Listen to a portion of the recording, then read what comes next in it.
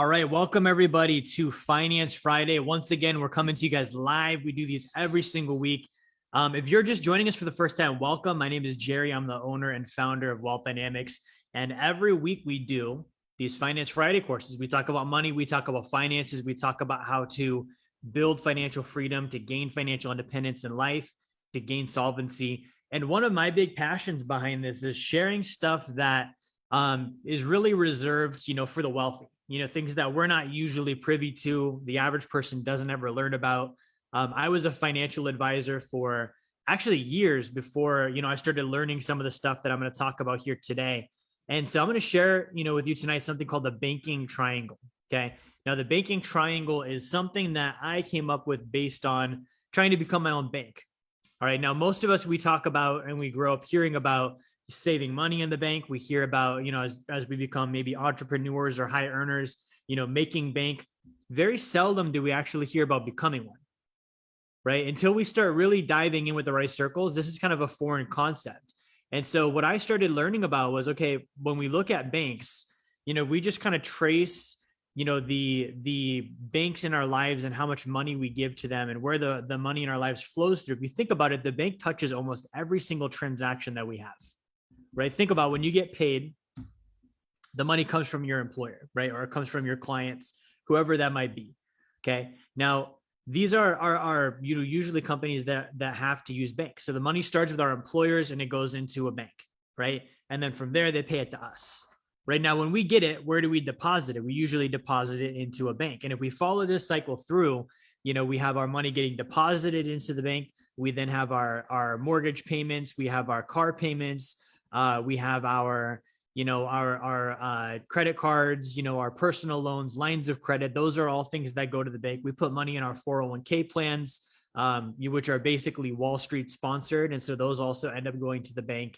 And if we also look at taxes are something, that are collected by the Internal Revenue Service to cover the interest on Federal Reserve notes, which is also a bank.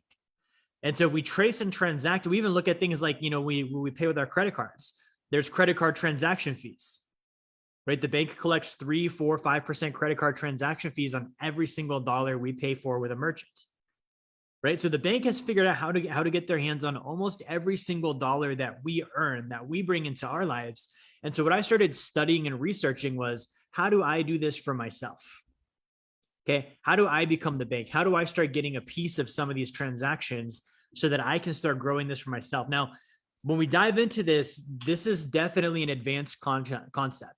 Okay, so some of us are going to be watching this tonight, and this is something we're completely, we're completely and entirely ready for, right? Some of us are watching this and we're not quite ready for it yet. This is going to be an exciting concept that if we get solvent and if we build up enough in assets and we follow the right plan and the right blueprint, this could be real. Okay. But either way, this should be something that all of us are focused on to some degree. We should all be looking at doing this. Now, the actual triangle itself, I want to share with you first. Okay. Before I dive into this, if you guys have any questions tonight, make sure you drop those in the comments. If there's anything that I say or go over that doesn't make sense, be sure that you ask. Let's keep it positive. If you're on Facebook watching this, share the stream, get this out there. This is not something that your friends, your family, your Facebook friends and connections are probably ever going to hear about if they don't watch this webinar. So make sure that you do your part, share this with them if it's something that helps you as well. And then finally, as usual, we will go live towards the end. So if you're on Zoom, we'll cover your questions live. If you're on Facebook, we'll answer them just the old school way. Okay, so check this out. This is the banking triangle, right? And so this is something we're going to dive into tonight. Now, before we dive into this, I want to share with you why we should become a bank. Okay, why does it matter to become a bank? We all just had a very weird year, 2020, not everyone's favorite year, right? And so what I want to go over first is I want to talk to you guys about, in the broad scope of things, where do banks fall? Okay, this is a list from 2020, the 50 most profitable countries in the world, not just the United States, this is globally. Right. And so if we look at this, I want you to just pay attention to how many of these companies that we see are banks or financial institutions. Okay. So the first one on the list that I see is Berkshire Hathaway. Okay, they're not a bank, but they're essentially a publicly traded investment fund. They're a conglomerate. They just invest and buy other companies. If you look at this next one, here's a bank, right? If we scroll down to number 6, here's another bank. Number 7, that's another bank. Number 9, that's another bank. Number 10, that's another bank. Number 11, that's another bank. Number 12, that's an insurance company, which for all intents and purposes is another bank. If we look at number 15, that's another bank. If we look at number 16, that's another bank. Just in the top 15 or 16, that's 1, 2, 3, 4, 5, 6, 7, 8, 9. Technically 10 of the top 16 are financial institutions. Think about that. 10 of the top 16 most profitable companies in the globe are financial institutions, namely banks, right? And this kind of alludes to what I was just talking about is we look at this and we see how they're so profitable. Like every single thing that we do somehow ends up in the pocket of the banks. It somehow ends up on their balance sheet. It somehow ends up on their profit statement. Okay. So part of becoming your own bank is deciding why you'd want to become one and realizing it's a good idea. It's something smart. We may not agree with everything they do. Like you've never watched a movie about banks doing the right thing and Wall Street's doing the right thing for Americans, right? So they're maybe not the most ethical group in the world, but we can look at their systems and strategies and we can copy and mimic them because the systems they use are valid. They've been around for in some cases centuries, right? So why wouldn't we? And so what I want to talk about tonight is how do we do this? Now, the other one that I want to share with you here tonight, before we dive into some mechanics here, is Jpmorgan Chase. Okay, this is from 2020, fourth quarter 2020, right? So think about fourth quarter of 2020 for us. What did we experience? We experienced some of us missing Christmas, not having jobs, high unemployment. We experienced lockdowns. We experienced, a negative year. And for most of us, it wasn't financially a good experience. Okay. Jpmorgan Chase, the bank, posts a record $12.1 billion in fourth quarter profit, shattering their expectations despite pandemic highs. Okay. Just reiterating what's already been said, like the 2020 happens, the banks are not only immune from it, they actually do better during these times. Okay. There's a reason for why that is. There's a reason why that occurs. Okay. It's not coincidence. Right. So it's very important to realize the position banks are in. The other thing I want to point out about Jpmorgan is if you think about the amount of control and expansion, they're still, I think right now, globally, one of the largest banks in the world, right? Other than China, I think they're the largest bank. Okay. And so Jpmorgan, this was back in the late 1700s, actually Jpmorgan Jr. Jpmorgan was the actual one, his father, Piedmont, I think was his name. Right, started the bank in England, then Jpmorgan kind of took over, brought it over in the US. And so he took that namesake and he merged it into what it was today, right? If you think about the Vanderbilts, grew up around the same time, came up around the same time, nobody really knows who they are anymore, right? The Rockefellers, they're still around, they still have their trust, but they don't have companies named after them. They don't have the same global reach that the Jpmorgan Chase name does. So not only is the bank something that can create profit and it's something that can create wealth, it's something that also can create legacy. Okay, think about that, right? Now, back to this chart, because I want to go over the banking triangle. What is this all about, right? What is the idea behind becoming a bank? Now, in order to become a bank, the first thing I want to say is I've got to be solvent, right? So a bank, the way that it actually works is for a bank to get a charter, they have to have a certain amount of money, like capital startup money to get going, right? I think federally it's like 10 or 15 million. I think on a state level, it's around 5 million, right? So this is basically before we even get into this triangle, in order for you or I to become a bank, we have to be solvent, right? We have to earn more than we spend. We have to have reserves. We have to have no consumer debt, just like a bank would. They have to be solvent. They have to have capital in order to get started. And if they don't have that, they're not going to get a charter. They're not going to become a bank, no matter how bad they want to, no matter how much they understand the concept, how cool the concept is to them. If they don't have the means and the assets to do it, it's not going to happen. Right? No different for you and I. We can watch this webinar and we can totally get the banking concept and we can totally understand the sacred account. We can be all about it, super into it, read all the books, watch all the courses, tune in every week. And if we are not solvent, it ain't going to happen. Doesn't matter how much we learn, how many webinars we watch. We can go to, as many conferences as we want to, and we will never become our own banks if we're not first solvent enough to capitalize and start the bank. Okay. We talk about this on the Blueprint of Financial Freedom. Let me review a couple of these steps with you guys. Okay. So on the Blueprint of Financial Freedom, when we start talking about, building wealth, building financial freedom, it really comes down to a couple of different items. I'm going to share my screen and kind of go over the foundation of this with you.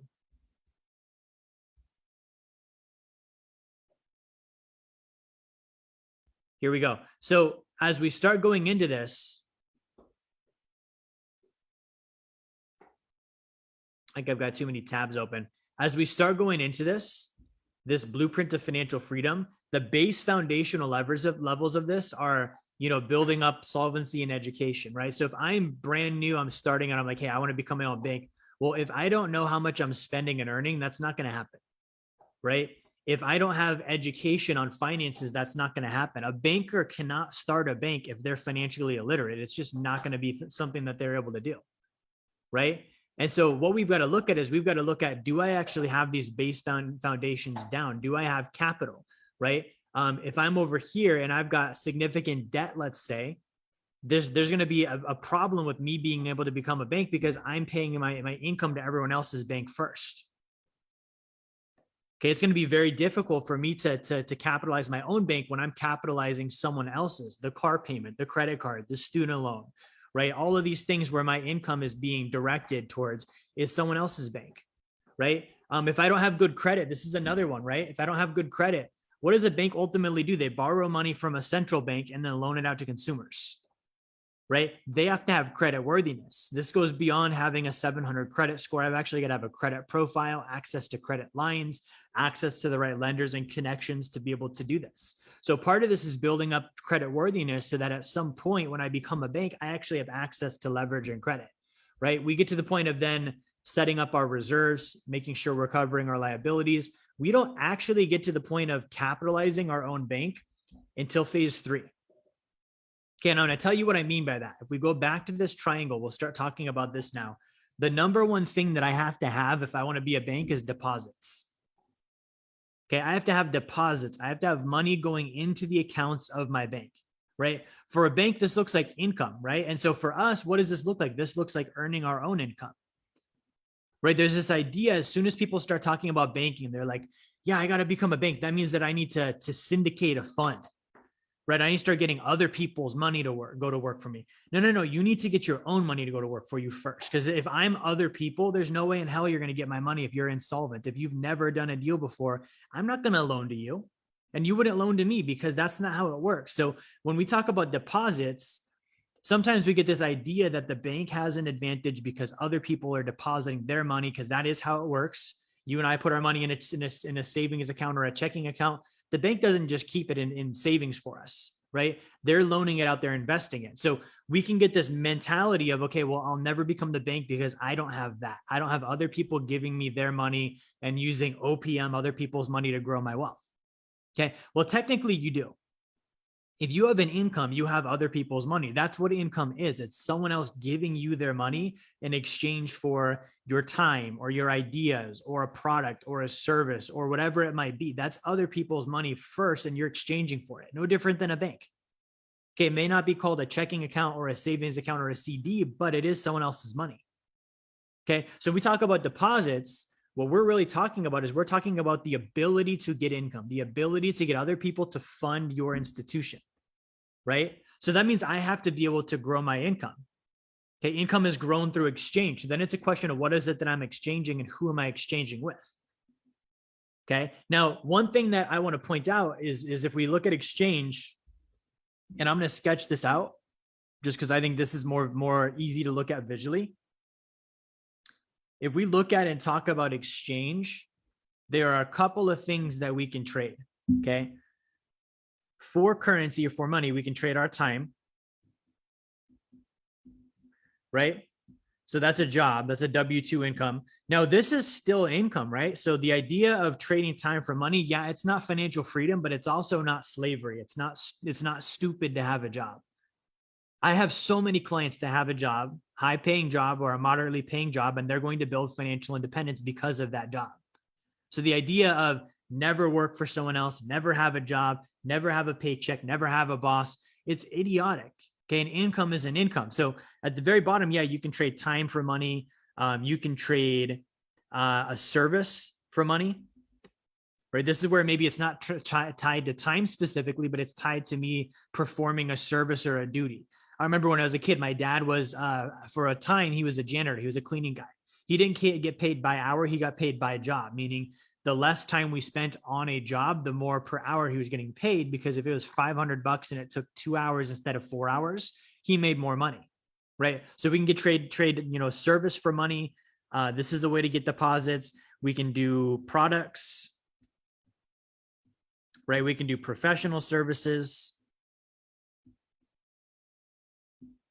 What else can we trade for money? We can trade information, right? That's Google. We can trade ideas. We could trade advice, right? And these are not, by all means, this is not the exhaustive list of things we can trade for money, but I want to point out to you that you have the same ability to as well. A bank, what do they sell? They sell products and they sell services, professional services, information, advice, ideas, right? The bank doesn't really sell their time. You don't get entitlement to someone's time when you go into the bank. You typically get a product, right? And that's the main thing, is if we're looking at this, we've got to look at volume. Okay, volume and velocity. Okay, so this idea of volume means I've got to be able to trade a lot of it, right? And then velocity is I've got to be able to do that very fast. And so if I look at this list, products are the things, as long as they're scalable with the bank they are, that I can trade a product. It doesn't necessarily take any time.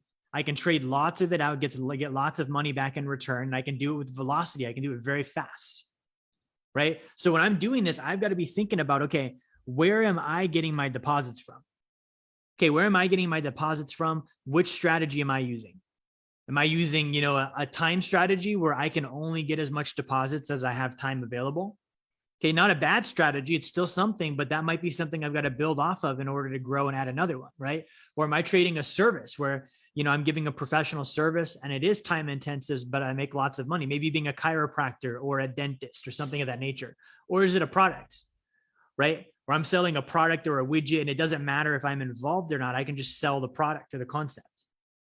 Okay, so a bank strategizes. The other thing too that we've got to look at with this triangle is, okay, how do we get somebody to buy our product or service to get more deposits? How do we do that?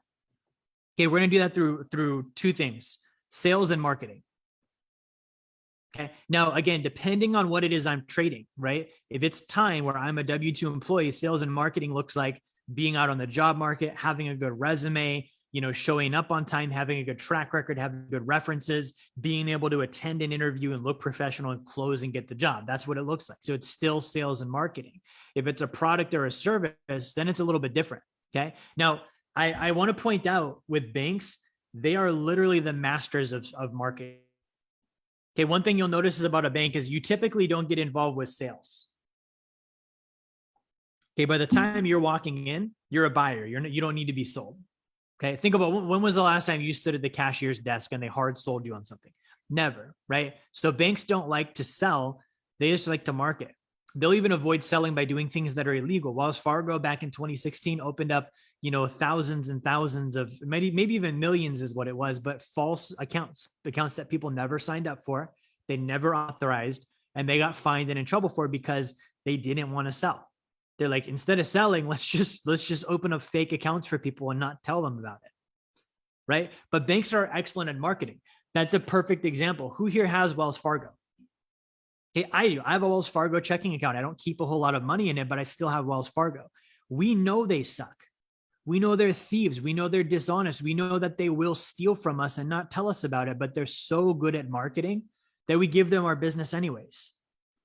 Right? Who here has a car payment? Nobody likes having a car payment, but if we have a car payment, we already knew that we were going to pay the bank interest. We already knew that the car was going to go down in value. We already knew that they were going to charge us more than the car was actually worth, and we're going to lose on this transaction, yet we still have a car payment. We still have a credit card. Okay. Most of us still have checking accounts and savings accounts. They pay us 0.01% interest, and we still give them our money. That's because they're experts at marketing. Okay. If you go back to the Rothschilds, okay, the Rothschilds, the original banking dynasty. Okay, they were marketing geniuses. I'm actually reading their biography right now. If you go back and you study the biography, the first couple chapters are actually more about their marketing and public relations. Okay, it had nothing to do with banking. It's marketing and public relations, because the banking side back then was really simple. Okay, today there's more rules and compliance. Back then it was the wild, wild west. You have money, you loan it to someone, they pay you back, and you do all this different stuff that we're going to talk about tonight. But the main thing was being positioned so that the bank of the Rothschilds could get in with the English government, with the British crown, right? To get in with the French colony or the French crown, to get in with the German crown, and get in with all these government agencies because of the public relations and marketing aspect. Right? So how do I market myself? This is not something I talk about very much. I'm very good at it in my own business. It's not something I talk about much with wealth building, but it's important. If I'm in sales, if I'm an entrepreneur, if I'm an employee, I have to be able to market myself. Okay. So that's something we won't dive into the mechanics of tonight, but that is something that you have to learn how to do. And if you can't do that, I'm not going to say you can't become your own bank, but it's going to slow down the deposits. Okay, so it slows down the deposits. There's this thing with finances called monetary velocity. Okay, we've talked about this before, but monetary,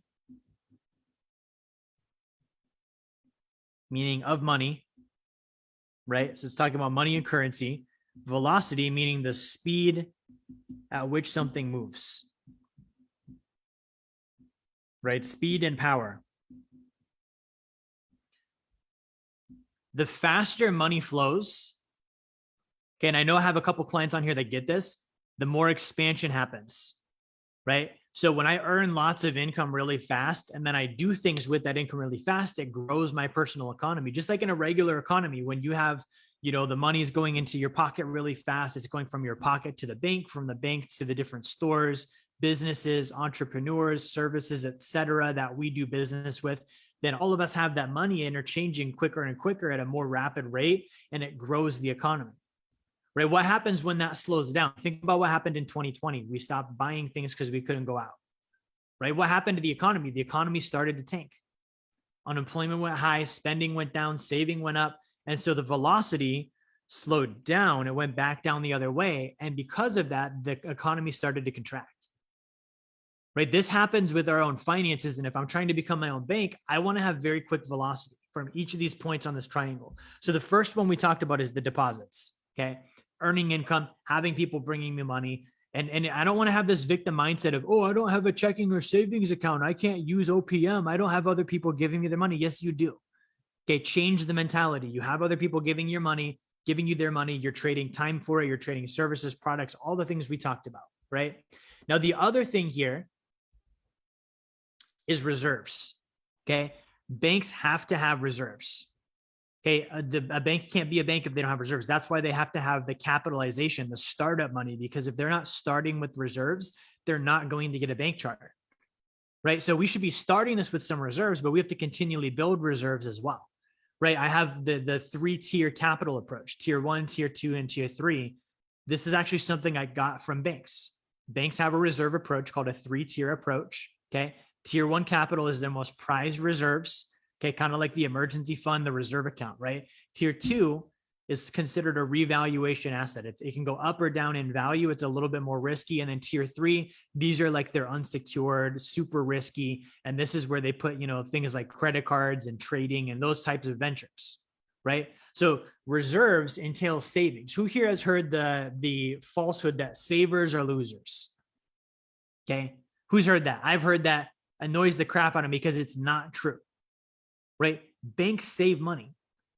Okay, we talked about a couple of weeks ago, the top 1% save money. I watched the video, Shaquille O'Neal, the basketball star. Okay, I used to love watching Shaq growing up. He was on the Lakers, got traded to the Heat. I loved that. But Shaq had an interview and he said when he was playing professional basketball, he saved 75% of his income. Okay, he's a multi-hectomillionaire. He owns brands like JCPenney, Elvis, what is the lady's name? Marilyn Monroe, like all these, Forever 21. Shaq owns all those brands now. And he said, the reason I got there is I saved 75% of my income. Okay. We're just telling you to do 40. right? But savers aren't losers. Now, with reserves, we know about the deposits. We know we have to save reserves. You guys have heard me say it's not just what you make, it's what you keep. That's what the reserves are about, but it's not just what you keep, it's where you keep it. Okay. So when I look at where I keep it, I want to keep it where the banks keep it. Okay. I'm going to show you actually where the banks keep it here in a second. Okay. So banks have something called tier one capital. And in this tier one capital, they keep it in bank-owned life insurance. Okay, bank-owned life insurance. These are some graphs and charts we're going to go over on bank-owned life insurance really quick. So bank-owned life insurance is actually where banks keep, typically 25 to 30% of their tier one capital. This is a life insurance policy set up with a high early cash value, and they use it just like we use the sacred account. This is where we got the sacred account from. This has been going on for centuries, right? So these are old stats, but with national banks, this is the number of banks and percentage of assets. National banks in 2016, 61.5% of their tier one assets were in bank-owned life insurance. Okay. 77.6% of savings banks, 54.6% of savings associations, 70.8% of state chartered banks, 59.8% of state chartered non-member banks, right? Which means on average 62.2%. In 2016, there was 3,680 banks saving money in life insurance. 3,680. Think about that. Okay.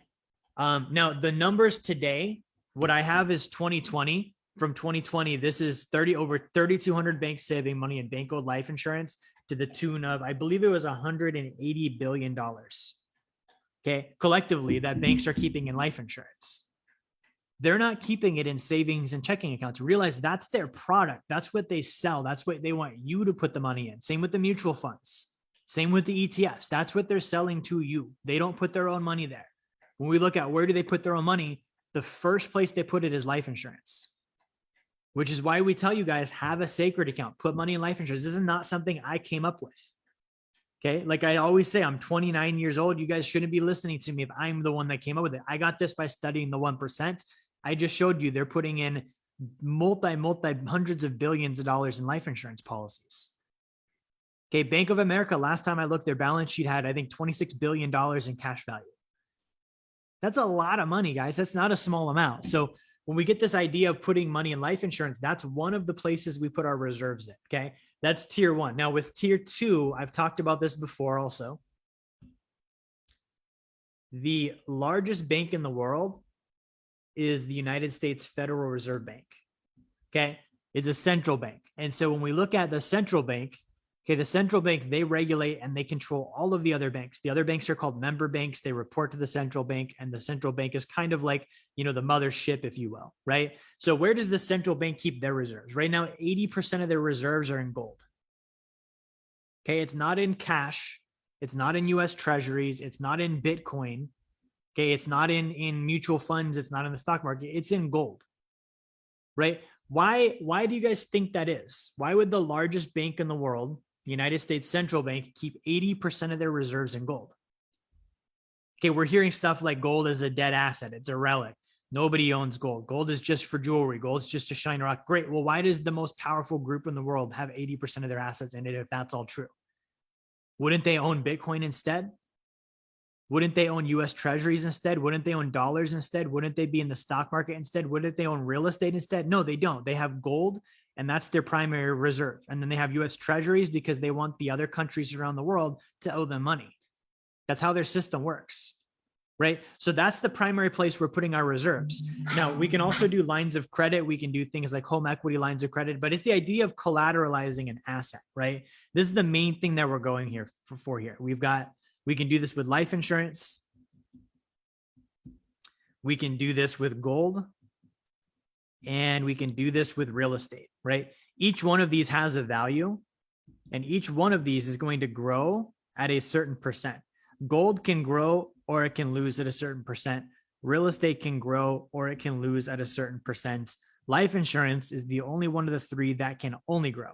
It cannot lose, right? So that's why that's tier one. It can never go down in value. It can never be lost. So we use that for a reserve account. Once we've done this, we max this out. We want to have 6 months of reserves.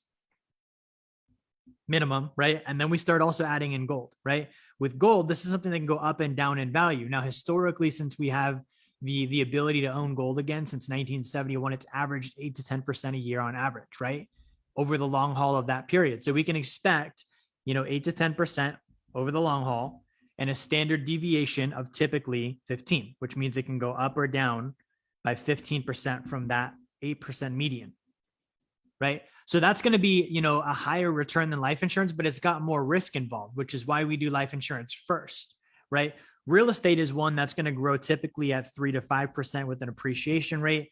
You can also have rents, right? You can also have some tax benefits, but it's also the least liquid and the most risky, and also the most expensive, which is why we have real estate last, right? This is where we keep our reserves. When we're talking about building up our bank, we get our deposits in, we fund life insurance, we fund gold, we fund real estate, all with the intention of borrowing against these assets and earning a positive arbitrage spread, which means arbitrage means that I can borrow at one rate, which is, maybe a 1 to 2% cost of interest, and simultaneously earn a positive rate of return on the asset at the same time, right? Life insurance, perfect example. It's going to give me a 3 to 5% annual rate of growth, right? So that's what I'm earning. While I'm earning that, I can borrow against it at a cost of 1 to 2%, which is the interest I pay to borrow. And that means that I'm still making 3 to 5, even though it's costing me 1 to 2. So I'm making a positive profit spread while I borrow. This money that I borrowed, I can then go loan out and I can earn another 8 to 12% on top of it. Okay, that's called arbitrage and double dipping. This is what banks do, right? So we're doing the reserves thing, but the way we do the reserves is very specific, as we're talking about. Again, it's not just what we keep, it's where we keep it. The banks, they do something called fractional reserve banking, okay? Fractional reserve banking means when they get money, they have that money being basically borrowed or loaned against and then invested in multiple locations at the same time. We can mimic that concept with life insurance, gold, and real estate, okay? So we're going to deposit into our life insurance. We're going to have that growing at 3 to 5. We're going to borrow against that at a cost of 1 to 2%. And then we're going to put that into our private lending deals that are paying us 8 to 12%. And voila, we're now doing fractional reserve banking just like a bank does. Okay. Now, when I first heard about this, I was like, why would I borrow my own money? Why would I pay interest? Okay. Well, I want you to realize this is a strategy of the wealthy. Apple, they set up their headquarters in Ireland. This is just an example. Okay. The Apple that in the United States is a franchisee of the main corporation of Apple that's in Ireland. The reason why Apple's main corporation is in Ireland is because Ireland does not tax Apple. Okay. They have a tax haven that Apple was able to get involved with. I don't think they still have it for new companies, but I think Apple is grandfathered in. And so all of the franchisees, in the United States and across the world, they pay their profits back to the main conglomerate in Ireland, which is non-taxable. And then the Ireland corporation loans it back to the other corporations so that they don't ever have to pay taxes on that money. If you go Google how much money Apple has right now, it's freaking ridiculous. Okay. So this concept is exactly what the wealthy are doing, is they're borrowing against their assets, because if I sell an asset, I have to pay taxes on my gains. If I borrow against it, I don't, right? We're all hearing about the capital gains tax being raised, 1031 real estate exchanges being taken away, all of these different things that are going to hit capital gains. That only affects people that sell at a profit. If I borrow, I never sell. Right. So if I never sell, I never pay taxes because I'm always borrowing. Now, if I borrow and I'm always making a positive profit spread when I borrow, all the merrier. Right. So that's what the reserves are all about. Now, the next thing that I want to cover is loans, because this is the primary business of a bank. Okay. So back in the day, banks were not retail organizations, meaning they didn't really care about your money and my money. They didn't care about us depositing money.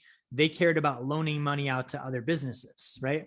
So they would basically see, a perfect example is Jpmorgan. The way that he bought General Electric is he borrowed a bunch of money on promissory notes and he bought General Electric. He did the same thing with US Steel, okay? But he extended loans out in order to make these transactions happen. So companies would be, in a tight spot. They go to a bank, the bank would issue them loans. If you go all the way back to the Rothschilds, governments would be in a tight spot, and the Rothschilds would finance the government, and then they would have influence on which wars they did, who won the war, who didn't win the war, and they would be able to basically play the government against themselves by financing both sides of the war. right? This goes all the way back to the 17 and 1800s. So the primary business of banks has always been lending money. Okay. Now this is kind of funny. If you think about banking, you hear a lot of people in banking are Jewish, which is true. There are people that are not Jewish. The Rothschilds were. And so one of the advantages that the Jewish community had back then is in the Bible, it's, you think about back in the 1600s, 1700s, 1800s, people were very religious, right? So those that were, Christian or Catholic, and they followed what the Bible said. Well, the Bible said loaning money out was illegal. It said it was a sin. You shouldn't loan money out. You shouldn't ever charge interest. So a lot of times the Puritans and the white people and the European people, they didn't do loans because it wasn't something religiously that they were allowed to do. The Jewish people, they had no problem with it. Okay. Because up to a certain point, they only believe in the first chunk of the Bible. And then they have their own religion after that, where they're looking at things differently. For them, it's totally fine to charge interest. So when you study that, it's actually kind of a funny trend where you see a lot of people in banking were Jewish. It's not, anything special about their genetics. It was literally from a religious standpoint. The non-Jewish people weren't allowed to loan out money. The Jewish people were. So the Jewish people made that into their business. They're like, hey, no one else can compete in this space. So we're going to own the space of lending. Right now, I want you to think about this. And I had someone watch one of my videos a couple of weeks ago, and he texted one of my sales guys. And he said, I'm not going to become a client of yours because you don't like real estate. Okay. I never said I don't like real estate. I said I don't like being a landlord, right? We talk about monetary velocity, right? This idea of making money move fast through these different systems, right? Monetary velocity means that the money goes from point to point to point as rapidly as possible. So if I earn money as quickly as I can, right? If I build up reserves as most efficiently as I can, I use the sacred account concept, collateralized lending, in order to make more money on my transactions. But then I go buy real estate. Okay. What does that do to my monetary velocity? First of all, I've got to pick the property. Okay. Most of the time, I don't understand the property. If I'm brand new in real estate, I don't know anything about anything. So that slows my transaction down because I have to go find the properties, right? Second thing is I have to then underwrite and select the property that I want. I've got to look at this giant funnel. Any good real estate investor will tell you they look at 100 deals and find two. So I've got to go find 100 deals to look at, then go underwrite 100 deals to find the two that I want. Okay. Now, if I'm doing real estate that's in a good area and it's worth competing for or buying, I don't just get the deal because I want the deal. I have to submit an offer and a letter of intent. I've got to compete against other investors who also looked at 100 deals and found these two. And then I have to actually compete to win the deal, right? Then I have to go through closing. Then I have to go through acquisition. Then I sometimes have to fix the property up or rehab the property. And then I've got to manage the tenants. And all of this happens before I get paid. And there's no guarantee of being paid. There's no guarantee the rents will come through. Anyone that owned real estate in 2020 will tell you, we're hearing all about the rent moratoriums. That literally meant if you invested in real estate and rental properties, you weren't getting paid rent because the government said that you don't have to. My clients, we don't do real estate as a landlord or a tenant transaction. We do private lending on real estate. Okay. So in 2020, I still got all my passive income checks. I didn't have any funds tell me, hey, because the rent got shut down, we're halting your distributions. I didn't have any tenants tell me, hey, I couldn't pay. I didn't have moratoriums put on my interest payments. I didn't have government agencies interfering. I had payments coming in every single month. Okay. So the bank, if you think about it, they will loan you money on a mortgage, but they want nothing to do with your property. Think about when was the last time the bank offered to partner with you as a joint venture on a deal you were looking at? Never. They don't want anything to do with it. They just want you to pay them and then take the money and give them the interest that they're owed. So you should be doing the same thing. That's why we say private lending is by loaning money out. I don't have to search for the deal. I've outsourced that. Okay, the guy borrowing my money that's going to go buy the deal, he does the searching. He does the competing. He does the underwriting. He does the managing tenants. If a rent moratorium happens and my investor that's borrowing my money says, hey, Jerry, I can't pay you because the rent moratorium, I don't care. Our lending covenant says you got to pay me, man. So pay me on the 5th or I'm taking away the house. It's straight as that, right? And so with lending, it allows me to, number one, go from reserves to loans very quickly, right? It's earn, save, invest. Reserves is save, loans is invest. The quicker I can go from save to invest, the more wealth I can build faster. It also allows me to go focus on my deposits again. right? I saw somebody on Instagram. He's a guy that I follow, and he bought his first rental property. Okay, he's a salesman, killing it, does very well. And I'm watching his Instagram and I'm seeing that he bought a duplex or a single family home, and he's spending extra time outside of work fixing the property. Okay, he's redoing the deck, he's cutting off pipes, he's fixing this, he's fixing that, he's building everything over so that he can get a tenant in there, right? Well, at this point, we're not passive anymore. We're trading time. So if I took a calculation of return on time invested, meaning if I spend 3 hours fixing up a property that I'm going to rent out for $800 a month or $1,000 a month, versus if I'm in sales or in business, putting that same 3 hours into business development or prospecting, which one pays me more money? Prospecting, business development. That's where my deposits come from. So I shouldn't be spending 3 hours trying to fix up a property to get $1,000 a month in passive income that's not actually passive, right? So lending allows me to do that because I can extend out my loan. I can give my money to someone. They're going to use it. They're going to pay me my interest. And then I go right back to doing the thing that brought me my deposits in the first place, right? I'm not hassling with the tenants. I'm not hassling with management. I'm not hassling with fixing up the property.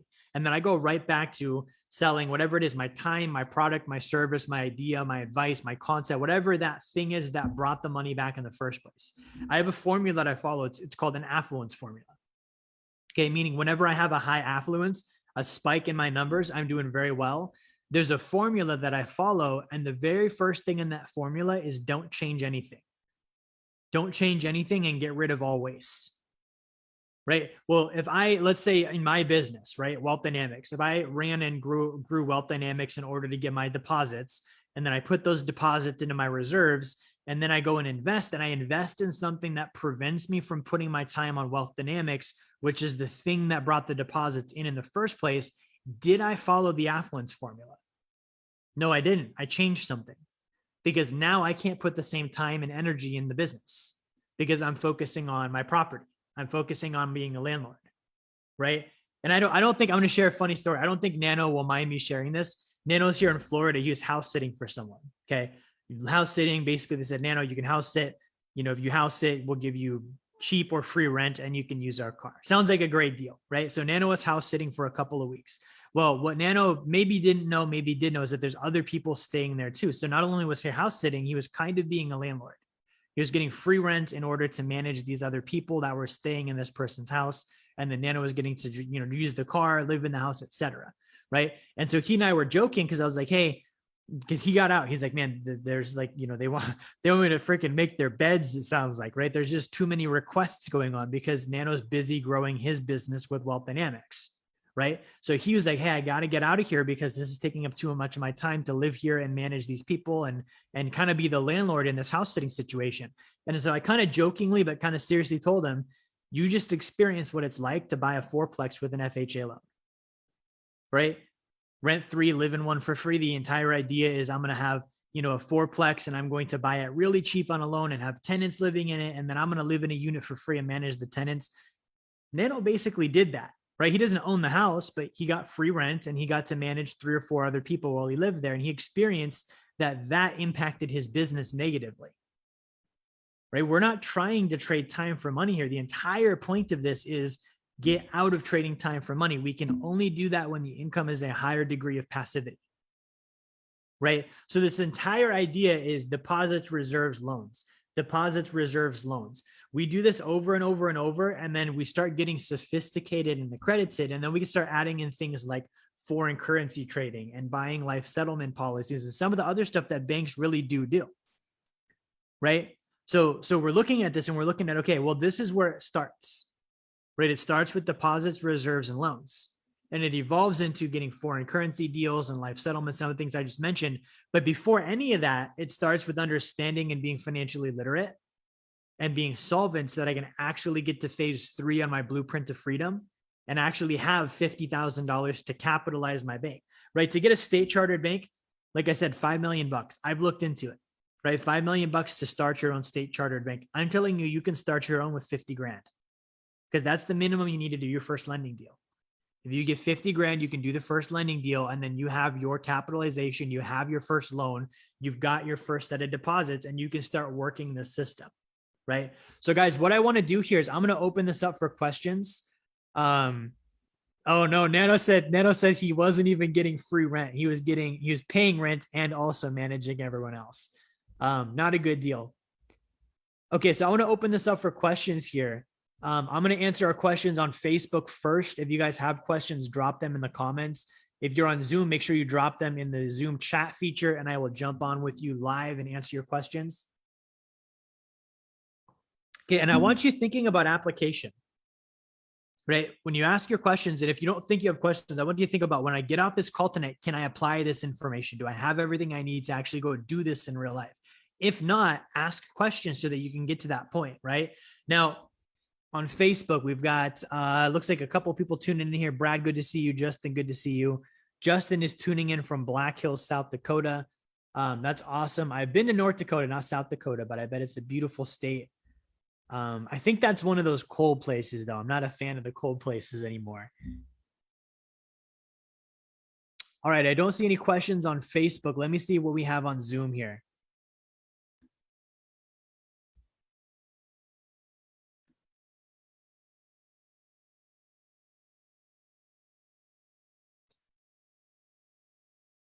All right, we have a question from Sharon. Let me bring Sharon on live here tonight. Let me change my mic over really quick, actually, if there's not feedback.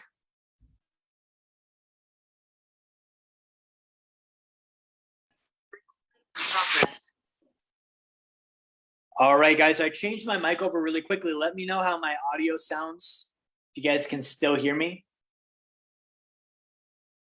And let me go ahead and add Sharon in so we can answer her question.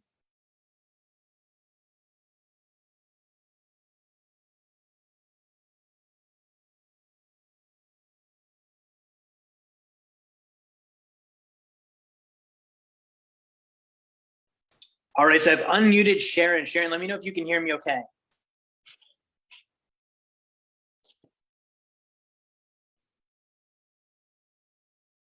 Hey, Jerry. Hey, Sharon, you there? I'm not sure if you can hear me. I can, yeah. Can you hear me okay? Yes. Awesome, awesome. We're talking with Sharon, and from Canada, right? Yeah, I'm just wondering if the banking concept applies in Canada or it's just purely in US. Yeah, so it definitely can be done in Canada. Canada is going to be a little bit different. So you guys do have life insurance policies. You don't have the same companies. I think you have, I think John Hancock and one other one. And so those are really the two main ones in Canada that you can utilize. Canada, you can do gold and silver. I'm not sure about the collateral lending side of things. And then I know in Canada, you do have a first position home equity line of credit where you could do this on real estate. I do have a connection in Canada that if you'd like, reach out to Nano on my team. We can get you connected with our friend in Canada. And it's a little bit different, but you still can kind of mimic these concepts, fortunately. All right, let's see here. Looks like Nano has maybe a question or something he wants to share here. Let me bring Nano on live here. Hey, Nano, how's it going? Hey, can you hear me? Yeah, I can. Okay, cool. Are you on your speakerphone? I've got a little bit of an echo from you. Hold on. 1 second. Perfect. All right, is it better now? That's much better, yeah. Cool. So Nano, you had something you wanted to add on the house thing? Yeah, for sure. So the question was, well, it wasn't necessarily a question. It's just I saw that, I mean, working there with you, right? Like I saw that it was a turning point to understand the concept of time, to not put my time on things that actually did not have a good return on my time, but rather focus on activities that was going to help me expand my business, such as sales or prospecting, because we are fed this idea, God knows where it comes from, right? We're supposed to be getting a house or a duplex or fourplex. And when you, when you think about it, it's like, this doesn't really, it's not necessarily a good return on my time or my money. And even if it is, how am I going to actually scale this activity to the point where I'm going to be financially free? So once it clicked, like I completely shoved that idea away. So I just wanted to share that. Yeah, and I wanted to ask you something. I don't know if you thought about this. You were obviously paying rent and it wasn't your place, but let's say it was your place and you got free rent. After being there and doing that, is that something you would do if the rent was free? Absolutely not. It was like time consuming. And I was just like, it wasn't necessarily an activity that I was enjoying it. Maybe some people like it, but I'm like, that's not my thing Yeah, at all. totally. At all. Yeah, and that's a great viewpoint. And I think a lot of times, we hear this a lot of times, and it's from people that are, maybe newly starting out in finances. A lot of the people that I know that are doing duplexes and fourplexes, they're newer investors or they're real estate agents, and that's their product. And I totally understand being sold on your product and owning what you sell to others. But the problem is, as Nano said, you can only do that 3 or 4 times before you max out on loans, right? And so if each time you're only making, $0 to $500 a month in cash flow, and you can only do that 4 times, let's say you do it, well, what are you going to do after the 4? Right? When you've run out of options and you can't do more FHA loans and VA loans and whatever else loan scenarios, and you've actually got to have 50 to 100 grand, and you've actually got to put that to work, and you can't because you have no more loan options left, right? So if you do it, great. If you don't, we're saying just skip that. If you go right into the passive deals, you'll produce more in the first place and you won't need these other opportunities. Now, the one time, and I would add this, the one time where a rental property might make sense is if I'm a W-2 high income earner and I make too much money to put money into my retirement accounts. I've maxed out my 401k already, and I need to get some tax benefits, because on real estate, I can get things like accelerated depreciation. Now, it might take up some time.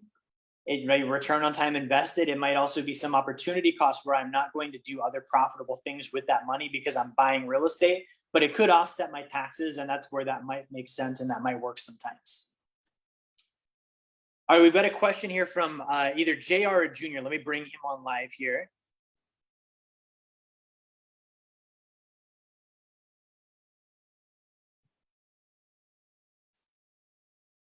All right, and I don't think he's still on. Let me make sure. Oh, there he is. Yeah, let me go in and unmute JR here.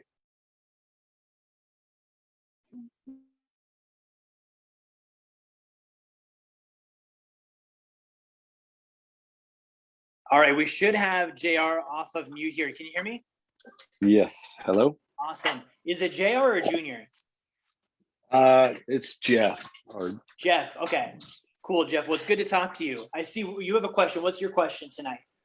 so if you're phase 3, no debt, sitting on, 60,000 in your sacred account, but you're not happy with your W-2, so you kind of want that new source of income.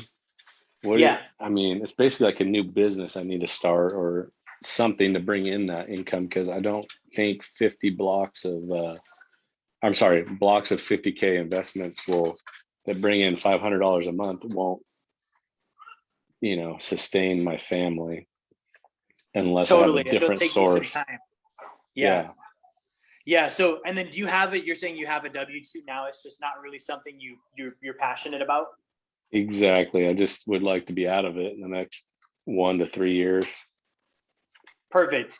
Yeah. So I totally understand where Jeff is coming from. So, and I think a lot of people are in that position where we have jobs that we don't love. They just pay the bills, and it's like, it's financially irresponsible to quit, especially if you're married, you have kids, you kind of have to stick it out. Now, the great thing is if you're on phase 3, that's where you've got options. You've got no debt. You've got 6 months in reserves. You've got everything taken care of with your liabilities, your insurances, protections, all of that stuff is handled. So what I would say is either A, if you can jump into a career that's going to give you a living wage immediately, and then you can grow it from there through production, bonuses, etc., then you can make that jump right away. If it's more of a business, then it's kind of what I did. I was a pizza guy, right? I was a pizza driver. Like a lot of you guys know this story. I drove pizza for years, right? And I hated that job, right? Anyone that hates their job, I can bet you I hated mine more. Nobody likes delivering pizza full time, right? It's embarrassing. It doesn't pay a lot. So what I did is I started my business on the side, and I worked my business in my spare time until I started earning enough that it actually outearned the pizza job and I could quit. Now, fortunately, the pizza job wasn't lucrative, so it didn't take me a whole lot to be able to get more money from the business to quit. But if you're making, 8, 10, 12,000 a month, that might mean that you're going to work nights and weekends, for a couple of years to build that business up. maybe, you know, it's probably worth the sacrifice to give you the freedom the rest of your life to do what you're passionate about doing. So that's what I would say to do, Jeff, is get to 3, as you talked about phase 3, make that jump over full-time if you can. If you can't, build it up part-time, you know, nights, weekends, and just grow that incrementally. Great questions from everyone. I think we have a few comments on Facebook. All right, Jiswan says we're going to beat the banks at their own game as financial freedom fighters, no longer slaves to the financial booby traps laid out on a silver platter for us from birth. Jiswan is seeing the big picture of wealth dynamics here. That's very true, guys. And here's the thing: is what is a bank, right? If you think about it, a bank is just a source of capital, right? They loan money to people. They have, you know, opportunities to grow our money, to deposit our money. What if enough of us were big enough that we could be that? Right? It could be privatized, and it's something where we actually control it, and we do it with ethical means, and we actually do it from a standpoint of, you know, A, being profitable, but B, actually helping, instead of crashing the economy and, you know, screwing over homeowners or 401k holders or depositors. We're actually helping people with the service, because it can be done that way. And that's really my big vision with Wealth Dynamics, is I want to get enough people to that point where we can actually make a ding on the financial market and say, hey, we don't need banks in Wall Street anymore. We have our own thing. So awesome comment from Jiswan. Guys, I think that is all that we have for questions. Let me just make sure we've covered everything here. Oh, we've got a couple here in my other chat. We've got one from Mark. Let me bring Mark on live. Zoom has 2 chat boxes, so sometimes I forget that. And then it's like an Easter egg hunt to find the questions. All right, we have Mark here with us. I've just unmuted you, Mark. Can you hear me? Yes, Jerry, how's it going? I can hear you. It's going great. What is your question tonight? Yeah, just Jerry, I'm looking into getting an asset-based long-term care policy versus just a normal long-term care policy, which I wasn't approved for in the first place. I was approved for the asset-based long-term care policy, and I just would like your thoughts and insights in regards to either or. Sure. Let me ask you, is that asset-based, is that through life insurance or is that through an annuity? It's through a life insurance policy. Okay, and is that a whole life policy or a universal life policy? It's a whole life policy. Okay, good. So with these are not always bad. There's a couple ways you can spin this. Now, some whole life policies, they have a living benefits rider, and you can actually set up like a high early cash value, like a sacred account, and then just add this rider, and then you have access to the death benefit if you need it. Personally, what I do is I have that. Okay, it's called an EABR rider. And I have that combined with a long-term disability policy that's also got a long-term care rider called a catastrophic rider. For me, you know, I know it's not traditionally long-term care in the normal sense, but if I have, you know, a long-term care triggered event, which is I can't perform 2 of my 6 activities of daily living, that's when a long-term care policy would pay out. And so these would pay out in the same circumstance. So that's one way to do it. You can also do a whole life policy with a long-term care rider specifically, where the death benefit is actually buying units of long-term care insurance. Usually you're not going to see high early cash value. It's going to be a lower performing policy, but it can pay for itself. It can be cheaper than traditional long-term care. So that's something you definitely could set up. With our clients, we cover that for them on phase 1A and 1B, right? So on 1A and 1B, that's where we focus on that. And I think that that's something that I recommend handling sooner than later, because if you do wait till later, that's something that usually jumps up in cost quite substantially if you're looking for traditional long-term care. All right, Nilufar has a question. She said she can't go live, but she does have a question. So she says, can I use my home equity for a deal? You definitely can, right? So home equity is something you can tap into. We have something called a RIM loan. It's replace your mortgage. It's a first position home equity line of credit. On phase 2, that is something that we set up for our clients and help them handle so they can start investing with it. So what I would do is I would get with Nano and figure out it's phase 2, how far you are from that. And then at that point in time, we'll go through with you on, okay, how do we set up the home equity line of credit? There's a certain structure, just like everything. So certain companies have that structure, certain companies don't. Our team will help you structure that, work with the right company, put it together correctly. And then the idea is that becomes your third source of capital. You've got the sacred account with life insurance, with gold, and then also with real estate. Great questions, everybody. I think we have maybe a couple more questions. That actually looks like all of them. Let me just make sure we're not missing any. I see a hand up. We don't answer questions with a hand up. You've got to put that in the comments first.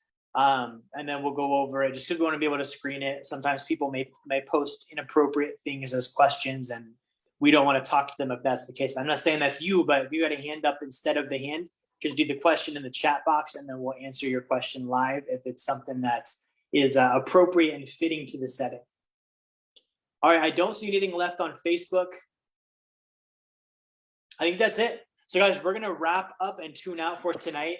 Really quickly, again, guys, if you would like to get more information on how to become your own bank, how to set this up like we talked about, get a copy of my book, Blueprint to Financial Freedom. If you go to jerryfetta.com/B2F, that's the letter B, the number 2, the letter F, B2F, jerryfetta.com/B2F. You can get a copy of this. And it's going to walk you through exactly what you need to do to become financially independent, to achieve greater financial freedom in life. This is what I've done, and it's exactly what I've followed. The other thing you can do as well is if you want to get on a call with our team, get with Nano Aquino. If you're in the comments on Zoom, on Facebook, send Nano a message or a chat. Nano can jump on a free call with you. And just find out where you're at, see if it's something that we can help you with. If you can, work with us, we can work with you. We'll know that right away. And then we can start helping you through your blueprint to financial freedom as well. I think that is all we're going to cover for tonight, guys. Thank you for watching. We'll be back again next week, same time. Have a great weekend. Stay positive, stay productive, and I will talk to you all next time.